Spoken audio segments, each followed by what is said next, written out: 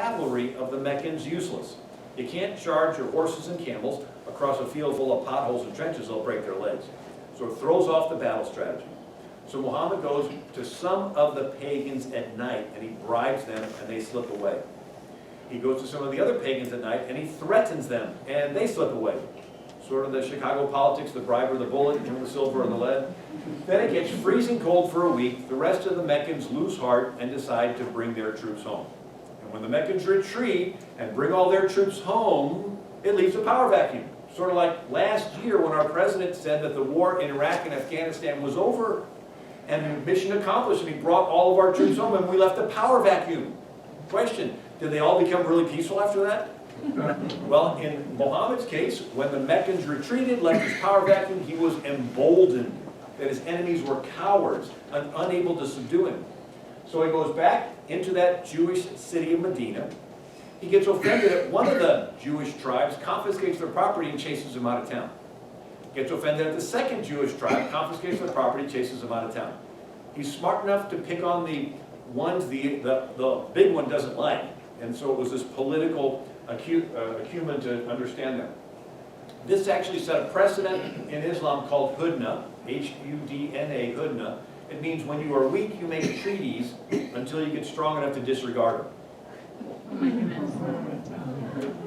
Well, that third Jewish tribe in Medina, Muhammad bottles them in their neighborhood for 25 days. When they finally surrender, he brings them into the market and chops off their heads. 600 or 700 of them get their heads chopped off, and then he sells the women and children into slavery. And so we see within 5 years of Muhammad immigrating into the Jewish city of Medina, there's not a Jew left in the city of Medina. They've been chased out, killed, or enslaved. And within 5 years of Muhammad's death, every pre-existing culture in Arabia was wiped out. So down here was Yemen. It was a Jewish kingdom. There were Ghassanids, there were Arab Christians. And so we see it's a three-step process, similar to Caesar's 3 steps, Veni, Vidi, Vici, I came, I saw, I conquered. Muhammad's was immigrate, increase, eliminate. Immigrate as a religious refugee into a host victim country, so to speak. Increase the number of your followers amongst the disadvantaged minorities and the ones that feel victimized, and then demand political accommodation. And then eliminate the previous culture, house by house, neighborhood by neighborhood, city by city, until you end up militarily taking over. So I was speaking in Detroit, and there's Dearborn, and someone told me the lady who had a ministry to pregnant moms. And so she goes to a Muslim house, has a little present. Out of a bedroom comes another pregnant Muslim mom. Out of a bedroom comes another pregnant Muslim mom. Out of a bedroom comes another pregnant Muslim mom, all pregnant by the same man. He's practicing Sharia law in his house. And then another guy comes to my book table, says, Fazl bought a bunch of houses on the street, has a wife in each one. They go down to the welfare office, say my husband's not around, so they sign up and get the welfare checks. He visits them, and the more kids they have, the larger the checks get, and all the kids playing in the middle of the street are his kids. He's practicing Sharia law on his block. They take over several blocks, they vote in the school board, and now they have Sharia law in their schools in Dearborn, Michigan. And then they take over some more blocks, and then they vote in the police department, fire department, and now they have their minarets and their loudspeakers and calls to prayer 5 times a day, no different than Pakistan. And so we see that they immigrate, increase, eliminate. Now those that refuse to move out of the neighborhoods, those that say, I grew up here, I'm not going to move, that's when random violence takes place, and there's no witnesses. Because no Muslim is going to testify against his fellow Muslim on behalf of a kafir infidel. If they do, they'll get targeted. And so we see that they eventually take over the neighborhoods. And so there's a 1,400-year track record where we can observe what I just explained. So there's really no mystery of this. We hear the term Arab Spring. There's been 3 springs in the 1,400 years of Islam. The first is an Arab-Persian spring from 622 to 1071. The second is a Turkish spring from 1071 to 1923. And the third Arab Spring started in 1928 with the Muslim Brotherhood. So we're going to go through these quickly. The first Arab Spring would not have happened without this little invention, which is a stirrup for riding horses. It was invented by Mongolian nomads over by China. They'd have these little short horses, tie a rope around the horse, leave 2 loops hanging for their big toes because they would raid into China. Well, the Chinese learned how to make them with loops big enough for your whole foot. That made its way across the Gobi Desert, the China Silk Road, to Persia. And the Persians made them out of metal with leather straps. This is where the Muslims got them.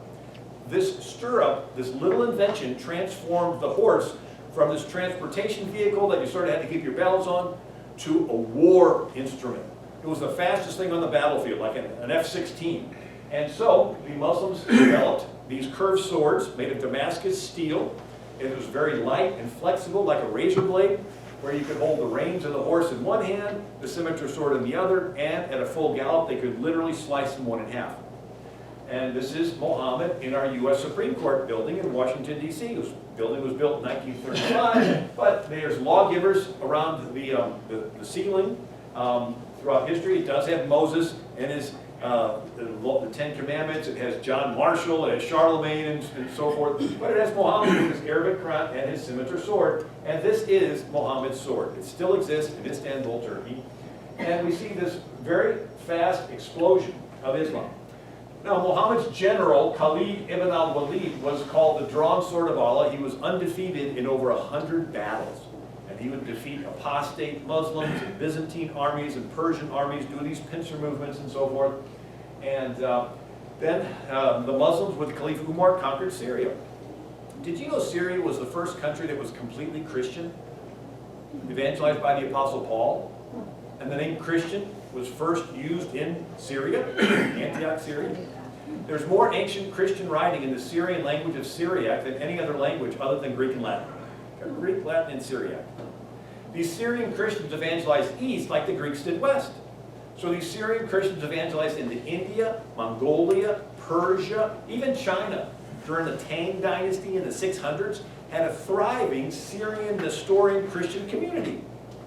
It was largely wiped out after the Yuan dynasty. There was the Ming dynasty, and they got rid of foreign influence, and then there was this Muslim leader named Tamerlane that killed 17 million people and wiped out Christianity in Central Asia. But Syria had been Christian until Caliph Umar conquered it. And then the Muslims conquered Yemen, which was a Jewish kingdom. Jerusalem had been a Byzantine Christian city since Constantine. Muslims conquered Egypt. Egypt was evangelized by Mark, that wrote the Gospel, Matthew, Mark, Luke, and John, until Amir ibn al-As conquered it and actually cut out the tongues of anybody caught speaking Coptic. They eradicated a national language. And there used to be 250 Catholic dioceses along North Africa in the 7th century. St. Augustine of Hippo was from Tunisia, Carthage. They were all wiped out by the Umayyad Muslims, and then they invaded Spain, Corsica, Sicily, Sardinia. Now, when this happened, it was a heart attack to the Roman economy. Rome traded from the boot of Italy to North Africa and the Middle East. Suddenly, it's all gone. It would be similar to if China held back their ships, all of our Walmart shelves would be empty, and our retail industry would have a heart attack, or grind to a halt. Well, that's what happened to Rome. One of the things the Muslims held back was ships of papyrus. These were reeds that grew along the Nile Delta, and they were used for paper. So suddenly there was a paper shortage in Europe, and they tried writing on sheepskin and vellum, very expensive. They ended up writing fewer books, and our librarians look, say, well, not much written through these centuries. It's the Dark Ages. So Islam is largely responsible for Europe entering the Dark Ages. And so we see it's the largest political, military, religious empire in the world. It goes from the Persian Gulf to the Atlantic Ocean. In the year 711, like the convenience store, in the year 711, 80,000 Muslims crossed the Strait of Gibraltar into Spain. There were some warring Christian Visigothic kingdoms, and one had the bright idea to bring the Muslims across to help their side. And the Muslims came across, decided they just conquer it all. And so we see where there's division amongst those Jewish tribes in Medina. If Muhammad would have come in there and said, I want to get rid of all the Jews, they would have banded together. But he picked on the one, the other two sort of stood back, then he picked on the other one, the other stood back, and then finally he got the last one and beheaded him. And so if the Spaniards would have realized, hey, they want to get rid of all of us, they would have banded together. But they took advantage of the division between the different kingdoms. And so the Spaniards were still fighting on foot with heavy metal swords. Muslims were on horseback with their scimitar swords. In 10 years, they conquer all of Spain. And then they cross the Pyrenees Mountains. They conquer southern France. You read the story of the Battle of Bordeaux. In one pass, the Muslim cavalry annihilates the Frankish army. So these Franks are on foot with their heavy metal swords. Muslim cavalry is charging. They have armor. Their horses have armor. They have these scimitar swords. They slice them. They turn around for a second, go at them. They're all dead. They were literally unstoppable. Setting up their ISIS, their Islamic State, their caliphate. Right? The caliph is the supreme leader after Muhammad died, and the area the caliph rules is the caliphate. It's their Islamic State. And so Pope Gregory puts out a plea that anybody that could fight should come and join Charles Martel. He was the grandfather of Charlemagne. Charles Martel gets 30,000 volunteers and tours France. He doesn't like the idea of standing in a field waiting to get sliced up by the cavalry, so Charles Martel decides to put his men on top of the hill in a square, packed together really tight, 30,000 guys packed together on top of the hill. And so the Muslims, from their vantage point, charging uphill, it just looks like a line. They're used to just charging through the line and coming back to the other side. And, well, they charge in and they get stuck because it's 30,000 guys packed together. Meanwhile, Charles Martel had arranged for some of his men to sneak into the Muslim camp and free the captives. You see, they fought for religion, but they also fought for booty, for plunder. You could come away with extra women. Muhammad said, a man can have 4 wives plus as many extra women as his right hand possesses. They just don't have the status of a wife, so they're slave wives and concubines and so forth. And now the Sultan got a 5th, because that was Muhammad's portion. So many sultans had 1,000 wives. And there's all the politics of the harem when you read these old novels where the new young bride is being ignored and treated bad by the older brides and so forth. Anyway, so as these the captives are being let go, the warriors from the Battle of Tours, the Muslim warriors, go back to try to reclaim the captives. And the commander of the Muslims, Abdul Rahman, sees his men leaving the fight, and he's yelling at them, saying, get back here. He gets distracted, he gets killed. And now the Muslim warriors cannot decide who their next commander should be. They start bickering amongst themselves. They decide to pick up and go back to Spain, figuring they can finish off France any other time they wanted. That was the Battle of Tours in 732 AD, exactly 100 years after the death of Muhammad in 632 AD. They went from Arabia to Paris in 100 years in a military campaign. And since Charles Martel had the largest and really the only army in Europe, if he had not been successful, they would have been unopposed all the way to Poland. And we would be speaking Arabic right now. Because German, French, English, French, Spanish would have never developed as languages. We'd be like in Egypt where they cut out the tongues of anybody caught speaking Coptic and eradicated the national language. Anyway, Charles Martel gets every horse he can find, learns how to make a stirrup, 5 years later wins his first battle, and it takes 700 years of battles to drive the Muslims out of Spain. And anyway, so some definitions. The word Islam means submission to the will of Allah. A Muslim is one who has submitted to the will of Allah. And Islam believes there'll be world peace when the whole world submits to the will of Allah. So to them, world peace means world Islam. And so it is a religion of peace. It's just their definition of the word peace is different than our definition. Our definition of peace is different groups getting along. Their definition of the peace, the word peace, is world Islam. Sort of like Lincoln said, we all declare for liberty, but in using the same word, we do not all mean the same thing. We all want peace, but our definitions is different than theirs. So, in Islam, the world is divided into 2 halves. The half that has submitted to Allah, it's called the house of submission, the house of Islam, Dar al-Islam. And the part of the world that's in the process of submitting to Islam, it's called the house of war, the Dar al-Harb. So in other words, they see the world as Muslim and going to be Muslim. And the going to be Muslim area is supposed to be at war because it's being subdued and brought into submission. Does that make sense? Do I still have your attention here? Yes. All right. What about moderate Muslims? Moderate Muslims believe the world will submit to Allah later. Maybe in the distant future. Maybe it's at the end of the world. Maybe it's even figurative. And since it's so far off in the distant future, they just want to live their lives, have their family, and they don't have any problem having you as a kafir infidel as a neighbor. The fundamental Muslim, on the other hand, they think the world is supposed to submit to Allah now. and they're really excited and they want to help make it happen. Now the dilemma for us in the West is the more we bend over backwards in unprecedented ways to show ourselves tolerant, the more the moderate Muslim begins to rethink. And say, wait a second, this has never happened before. Maybe the world is, in fact, submitting to Allah now rather than later. And so they gravitate from the future peaceful moderate camp into the fundamental now camp, which is the violent camp. So all of our efforts to show ourselves really, really nice and really, really polite, really, really honoring them, is actually creating more violence. Our foreign policy has been like a football game, and the other team's playing tough, so we get in the huddle, we tell ourselves, tell you what, let's let them get a first down. They'll get it out of their system, and then they'll let us get a first down.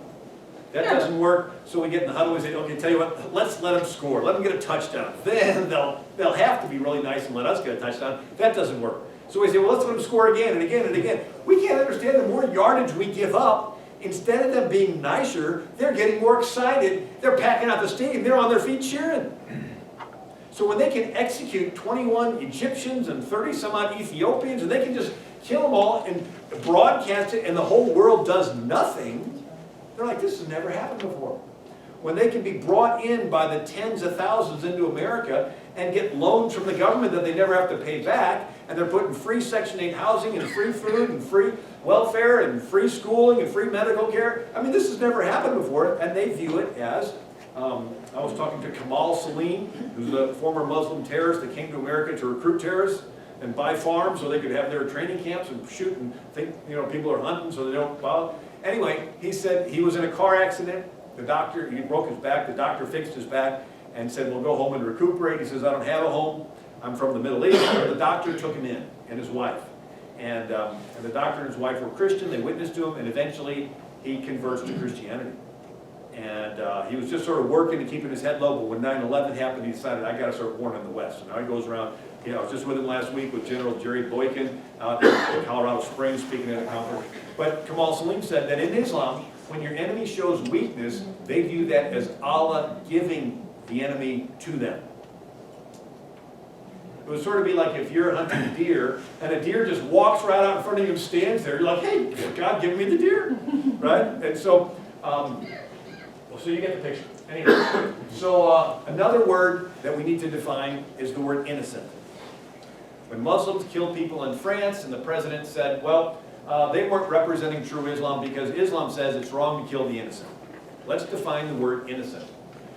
Allah loveth not those who reject the faith. Be ruthless to the infidels, the unbelievers. Make war on the infidels. Fight those who believe not in Allah. Kill the disbeliever wherever we find them. In other words, if you reject the faith, if you are an infidel, you are no longer innocent. You are guilty. And then they're commanded to subdue you and make war upon you and fight you and kill you. So when they say it's wrong to kill the innocent, what they're saying is it's wrong to kill Muslims. It's code. And we are now back to Spain. The Spaniards spent 700 years driving the Muslims out, and one hero is El Cid, Rodrigo Diaz. Charlton Heston did a movie. I met Charlton Heston. He endorsed me when I ran for Congress years ago. Rodrigo Diaz, El Cid, was leading a charge, and they were driving the Muslims back, and they were very victorious, and he was wounded, but they needed one more charge to finish him off. And they tell El Cid, look, you're bleeding, you're not going to survive. And he goes, well, I'm going to die anyway. Put my body back on the horse with a board on my back, tie me on really tight, and they open the barn doors, they slap the horse. He goes off riding, and the men say, there goes El Cid. They jump on their horses, they go off riding, they charge, and they win the battle. And after the victory, they're like, man, they're all celebrating. And where's El Cid? They see him over there all by himself on his horse, sort of drooped over. It's one of those romantic chick flicks, you know, you pop the water, come up on the couch. Anyway, so they're courageous, driving the Muslims out of Spain. While they were in Spain and Portugal, they enslaved millions. And so there were entire Catholic orders in Europe called the Trinitarians. The head of the order was called the ransomer. And they would go to the Muslims and try to ransom back your friend.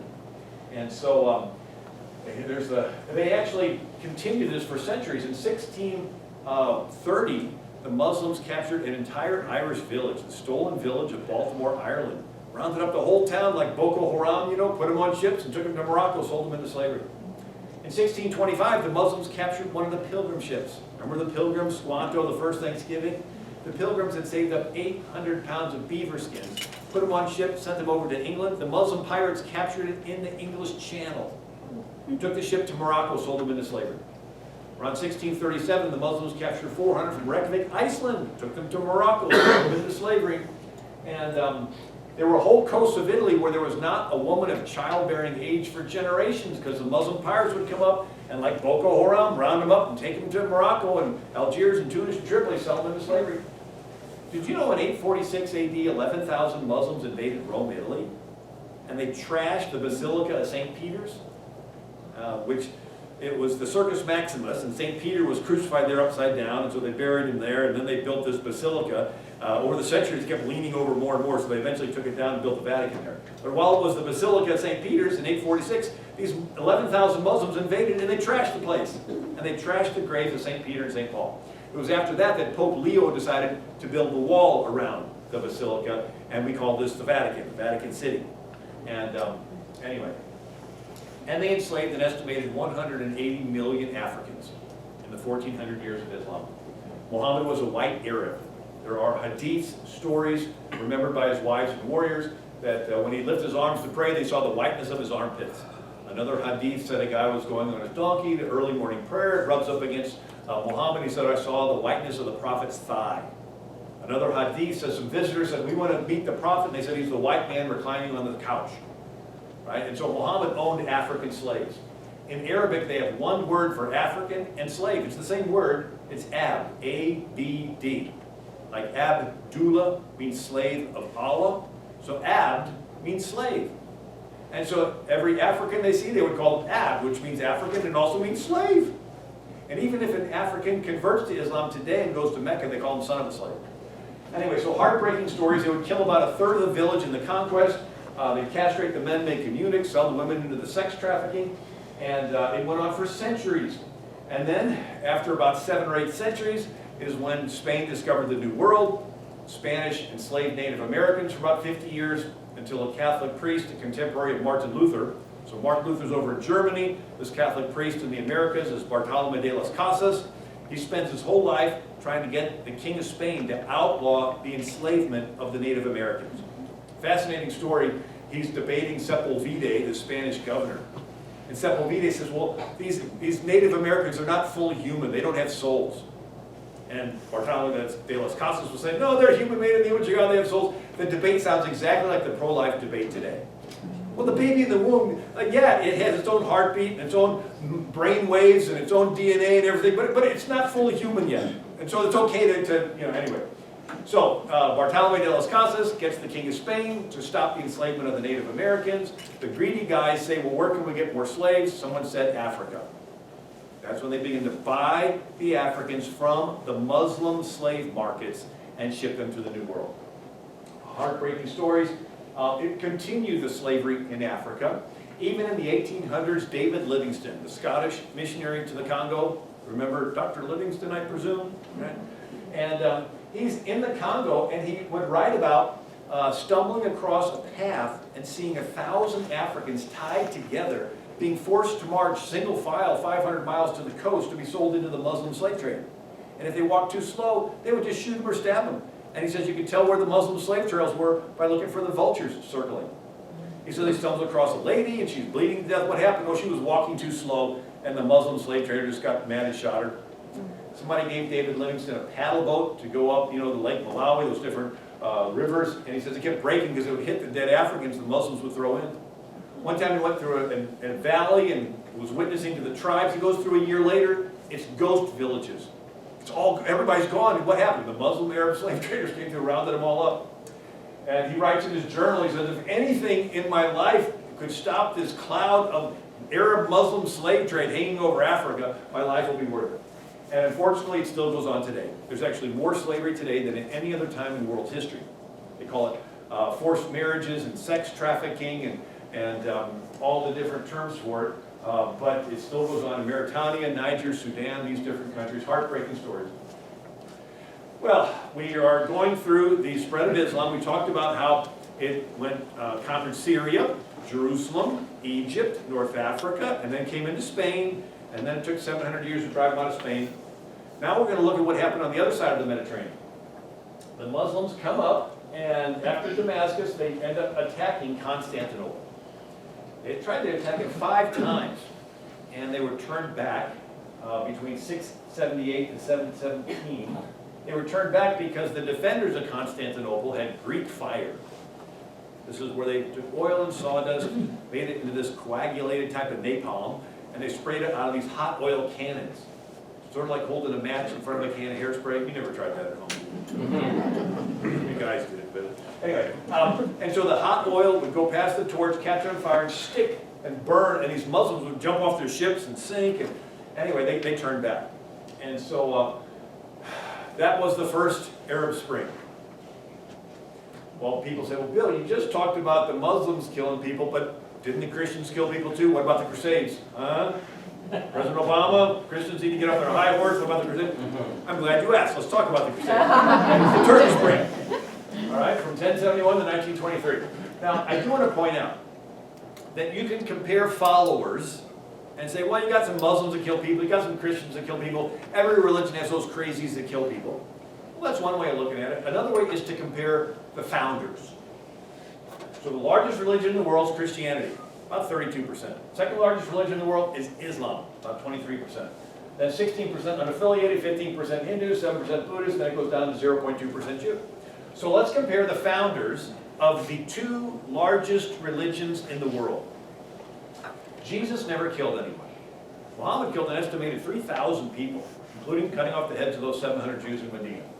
Jesus never led armies. Muhammad led armies. Jesus never owned slaves. Muhammad got 1/5 of the slaves taken in battle. Jesus never married. Muhammad had anywhere from 11 to 22 wives. He had slave wives, concubines. Jesus never tortured anyone. When Muhammad conquered Khaybar, the last Jewish settlement in Arabia, the chief refused to tell where the tribe's treasure was hidden. Muhammad had him stretched out on the ground, and they kindled a fire on his chest. He still wouldn't tell. Muhammad had him beheaded. Jesus did not lie. He said, I'm the way, the truth, and the life. Muhammad permitted lying. It's called taqiyya. It's a sacred lying, holy deceit. You're obligated to lie to advance Islam. So there was a chieftain planning on attacking Muhammad. Muhammad goes to his warriors and said, who will rid me of this chieftain? His one warrior said, I will if you permit me to lie. Muhammad said, go. So this warrior goes to the chieftain and said, I've left Muhammad, he's a heretic, I want to help you, but they're after me.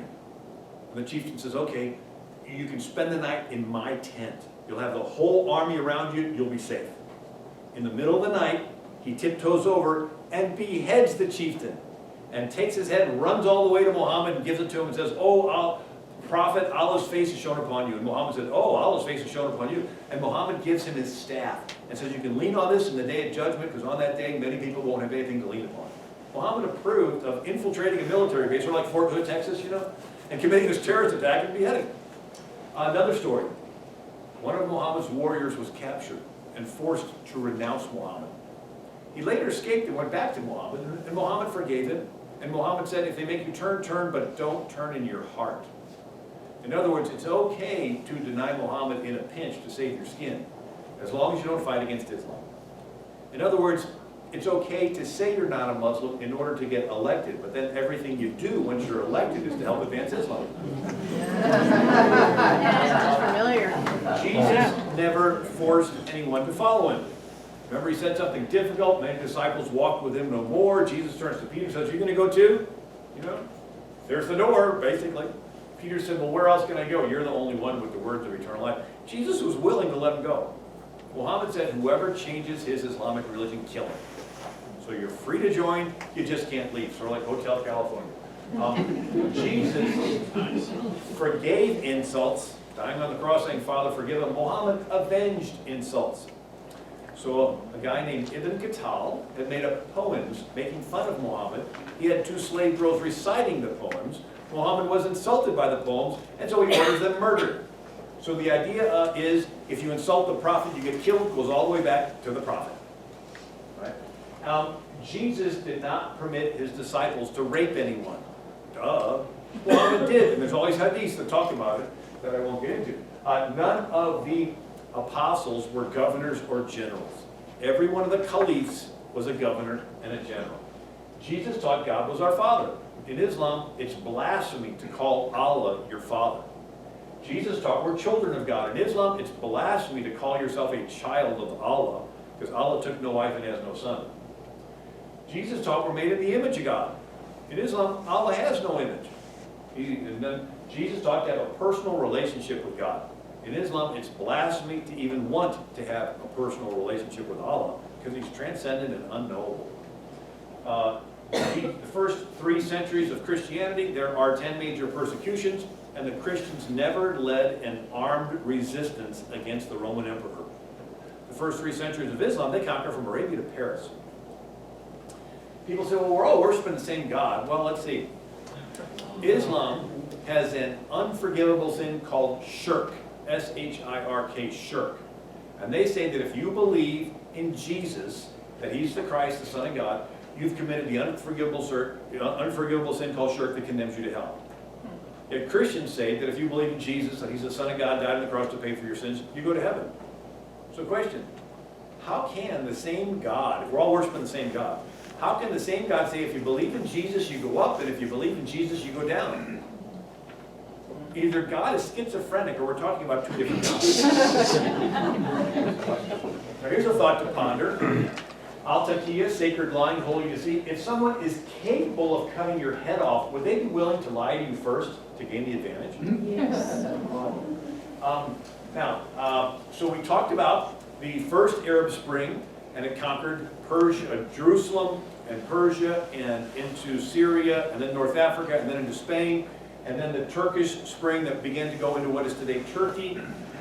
During that, you have someone named Tamerlane. And he is a descendant of Genghis Khan. He's a Muslim, has a Quran so big they have to carry it around a wheelbarrow, and he kills 17 million people. He leaves pyramids of skulls in Delhi, India, and wiped them out. He tells his men to come back with a skull in every hand. And so his nickname is the Sword of Islam, Conqueror of the World, Tamerlane. And now the Byzantine Empire is shrinking. Remember that first map I showed you? The Byzantine Empire went all the way around the Mediterranean. This is what's left. And the Muslims, when they would conquer a Christian village or city, they would demand not just your crops and your gold, but your boys. And they would use them for their sodomy of the Turks, the pederasty. And it still goes on today. I've talked to soldiers in Afghanistan that say we have to guard our allies, which is some gang we picked up. And Thursday they bring in these little boys, and he says you don't want to know what they do with them. And Friday is their holy mosque day, right? And anyway, they were called coquettes. And so it was boys for pleasure, women for children, and anyway, so then they began to invade into, again, what is today Turkey. All 7 churches mentioned in the book of Revelation were wiped out by the Muslims. So Ephesus and Colossae and Philadelphia and Thyatira. And here's a trivia question. Do you know who the most popular Greek saint was? St. Nicholas. And he was there from Asia Minor, where that city right about there. He lived during Roman times, gave to the poor. I actually wrote a whole book on him. Over the centuries, all these extra little traditions were added on, but if you could peel back, there was a real guy named Nicholas, and he was the Bishop of Myra. When the Muslims and the Greeks would leave presents for each other, and then on the anniversary of his death, because he was a generous guy, and he would give money anonymously because he wanted the glory to go to God. So he lived around he died in 343 AD. That's how far back the real St. Nicholas was. Well, in the year 1087, the Muslims were invading into